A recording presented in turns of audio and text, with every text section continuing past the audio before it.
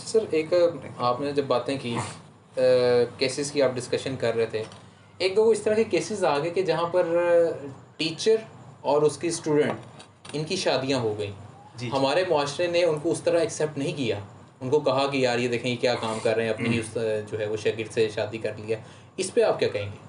دیکھیے، یہ تو اس کی شادی کے لیے اللہ تعالیٰ نے اور شریعت کے مطابق نبی پاک صلی اللہ علیہ وآلہ وسلم نے جن رشتوں کی ممانعت قرار دی ہے وہی رشتے منع ہیں. ٹھیک ہے.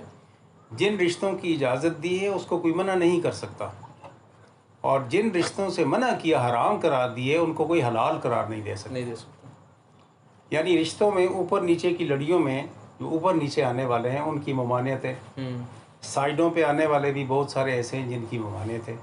اس کے علاوہ یہ جو رشتے ہیں جن کو ہم کہتے ہیں نا استاد کا اور اس کے شاگرد کا رشتہ، یہ بنیادی طور پر اس سیکرڈ عمل کے ناطے سے، اس انتہائی قسم کے متبرک عمل کے ناطے سے جسے ہم کہتے ہیں علم، اس کے ناطے سے بنا ہوا رشتہ ہے.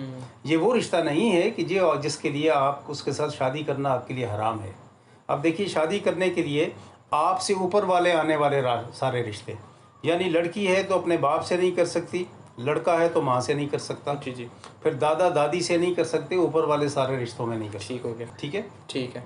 پھر ادھر سے چلے جاؤ تو چاچا چاچی سے نہیں کر سکتے، کوئی رشتہ نہیں ہو سکتا. ٹھیک ہے. پھر ادھر سے نیچے آ جاؤ تو بیٹی سے، پوتی سے، بیٹے سے، پوتے سے، یہ رشتے نہیں ہو سکتے کسی صورتحال میں. یہ جو اوپر نیچے کے رشتے ہیں، ان سے اللہ تعالیٰ نے قرآن مجید میں کہا ہے کہ یہ آپ نہیں کر سکتے، ان کے ساتھ آپ کے رشتے. پھر ایسے ہیں کہ رضائی رشتے آ جاتے ہیں جن کے ساتھ آپ نہیں، یعنی دودھ شریک بہن بھائیوں کے ساتھ آپس میں رشتے نہیں ہو سکتے. پھر ایسے بھی ہے کہ آپ اپنی بیوی جس سے آپ نے شادی کی اور اس سے پہلے وہ اس کے ساتھ کوئی اور اولاد تھی، تو اس کے ساتھ بھی آپ شادی نہیں کر سکتے، وہ بھی آپ کے لیے منع قرار دیے گئے. تو یہ جو ممانعت کے حرام رشتے ہیں، ان کے علاوہ کسی اور رشتے کی ممانعت نہیں ہے. منہ بولے بیٹے کی بیوی کے ساتھ جب وہ اس کی طلاق ہو جائے یا بیٹا فوت ہو جائے، منہ بولا اس کی بیوی کے ساتھ بھی آپ شادی کر سکتے ہیں. عرب میں یہ دستور نہیں تھا، اور نبی پاک صلی اللہ علیہ وآلہ وسلم نے حضرت زینب بنت جہش جو آپ کی پھوپھی کی بیٹی تھی، حضرت زید بن حارثہ جو آپ کے غلام تھے، ان کے ساتھ انہوں نے شادی کروائی تھی. نبھ نہیں سکی، اس کے بعد طلاق ہو گئی، تو نبی پاک صلی اللہ علیہ وسلم نے خود اس کے ساتھ شادی کی. اور اللہ تعالیٰ کے حکم کے مطابق یہ رشتے وہی ہیں جو خون سے بنتے ہیں. اس کے علاوہ زبانی کلامی رشتے خونی رشتوں کے برابر نہیں ہو سکتے. انہیں آپ اپنے طور پر نبھاتے ہیں، وہ آپ کا معاملہ ہے، آپ انہیں نبھایا کیجیے.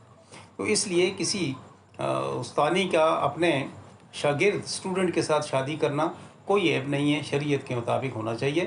نکاح باندھنا چاہیے، اس میں نکاح بندھا جا سکتا ہے، اور اس کے بعد اسی طریقے سے جو شرعی طریقے سے شادی ہوتی ہے، رخصتی ہو، اس کے بعد شادی ہو، کوئی ولیمہ ہو، کسی قسم کی کوئی ممانعت نہیں ہے. اسی طرح مرد اگر کوئی نوجوان ہے یا جس طرح کا بھی ہے، وہ اپنی اگر شاگرد کسی فیمیل کے ساتھ شادی کرنا چاہتا ہے تو شریعت کے مطابق شادی اس کی بالکل جائز ہے، کسی قسم کی اس پہ رکاوٹ نہیں ہے.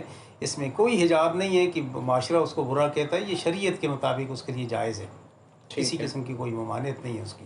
ہم لوگ جو برا سمجھتے ہیں، بنیادی طور پر ہم نے خود ساختہ طور پر اپنے لیے یہ چیزیں بنائی ہوئی ہیں، اس کے علاوہ کچھ بھی نہیں ہے. شریعت کے مطابق کسی قسم کی کوئی ممانعت نہیں ہے، یہ کی جا سکتی ہے.